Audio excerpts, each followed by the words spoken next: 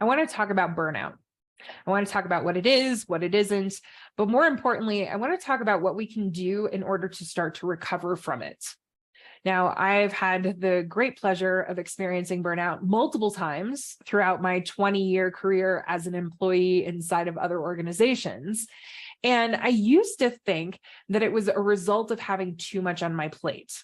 However, what I've discovered through examining my own experience and the experience of others was that the most significant factor in whether or not somebody was going to experience burnout is their overall relationship to the work situation. And I know this to be true primarily because now, as a business owner running my own company, I've had more on my plate than I ever did as an employee inside of another organization. The difference is that two primary things have shifted for me. Number one is that I no longer feel as though I'm being asked to operate in contradiction to my belief system. And then number two, my overall perception of my work situation has changed. So while my workload has gone up, what I'm thinking about my work is different. I'm no longer thinking thoughts like I'm being overworked, or I'm being undersupported, or I can't get anything done, or I'm not making an impact, or I'm not providing value, or I don't know what's being asked of me, right? What's important to note here is that while some of those things were true inside of the other organizations that I worked for, right? I wasn't being valued or I wasn't being supported. Even if those things were true, what was more important for my burnout was that I believed them to be true. Now, I want to be crystal clear here. Organizations are not innocent. In fact, companies are continuing to overwork and undersupport and undervalue their employees, oftentimes coupling that with gaslighting, where they question and shame their employees when they raise concerns. This also doesn't mean that if you are an entrepreneur and you're running your own business, that you will never experience burnout. I want you to remember, burnout doesn't come from the amount of things on your plate. It's what you are perceiving about the work that you're doing. So, how do we know if we're burnt out and what can we do about it? The good news is that the WHO has finally officially classified burnout as a medical condition, and it's diagnosed by the following 4 symptoms. So number 1, feelings of energy depletion, exhaustion, and fatigue. Number 2, increased mental distance from your job. Number 3, negative or cynical feelings related to your job. And number 4, reduced perceived or actual professional efficacy. Burnout isn't simply the stress that you experience from day to day. It's chronic stress that goes unmanaged for a period of time, whose impact can be crippling. The good news is you are not alone. And there are things that you can do in order to reverse your situation. However, it is important for you to note that it's not as simple as meditating or taking a day off. Oftentimes, it can take months or even years to heal from the physiological and the psychological impacts of burnout. So where do we start? There are a couple things that you can do. Number 1, get clear about what is actually causing your burnout. The first step in healing from burnout is to recognize and acknowledge that you're actually experiencing it. Many people try to just push through burnout without realizing the toll that it's taking on them physically, emotionally, and mentally. It's important for you to listen to your body and mind and validate your feelings. In my experience, the most common source of burnout, especially for high-performing individuals, is the disconnect between what is happening and what they believe should be happening, and this overwhelming feeling that the distance between the two is insurmountable. Getting clear about the source of your burnout will help you to determine if it can be worked through or if the misalignment is so great that it's better for you to start looking for a different opportunity.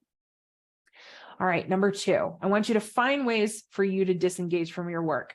So disengaging from work doesn't mean you sitting on the couch and scrolling through social media or watching TV. What this means is giving yourself the opportunity to completely unplug. So you're going to do this in 3 distinct ways. You're going to take daily micro breaks You're going to take weekly meso breaks, and then you're going to take monthly macro breaks. So your daily micro breaks, these are 2 to 15-minute breaks scattered throughout the course of the day where you can completely disengage, maybe go for a little walk, run your wrists under some cold water, do some breath work or meditation, whatever it is for you that allows you to completely disengage throughout the course of the day. What you're trying to do is create some recharge. This will help to increase your concentration, boost your productivity, and regulate your nervous system. That's probably the most important part here.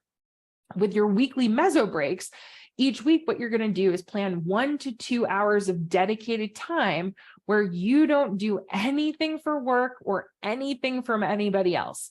Okay, so use this time to pursue your passion projects, maybe do some reading, take a class, anything that's going to allow you to get your mind off of work. Focus on your mental and your physical well-being. The other is your macro monthly breaks. Okay, so each month I want you to plan an entire day where you dedicate that to rest and recovery. So that might look like you spending the day at an art museum. It could be you going out camping. It could be you going to the park with your family, whatever it is that will allow you to fully immerse yourself in the activity and completely disengage with work. All right, so number 3, I want you to speak up. If you're an employee inside of an organization, I want you to sit down with your leadership team and let them know what you are experiencing. While they may have an idea of what's going on for you, it's important for you to use your voice to communicate and advocate for yourself. I want you to find ways for you to articulate where your burnout is coming from and what you need from your organization in order for them to support your recovery. If you're an entrepreneur, I want you to get honest with yourself and acknowledge where you are. Remember, burnout isn't about how much you are actually doing and how much is on your plate, but rather what you're telling yourself about your situation. Number 4, I want you to seek professional help. Healing from burnout often requires that you seek support from somebody else. Okay, this could be looking at a support group. It could be talking to a trusted friend or family member. It could be participating in a community challenge or seeking guidance from a mentor or coach, even considering professional help from a therapist or a counselor. If there's one thing that's crystal clear from all of the research on burnout, it's that trying to recover from burnout by yourself is not nearly as effective as when you have the support of others. So understanding that you aren't alone in this journey can go a long way to healing your burnout and helping you avoid slipping back into burnout in the future. It's important to remember that healing from burnout is not a linear process. It may take some time. So be patient with yourself, allow yourself to gradually recover, and in some cases, make significant changes to your work environment, make significant changes to your workload or your overall lifestyle. That may be necessary in order for you to fully address the burnout and prevent it from reoccurring in the future.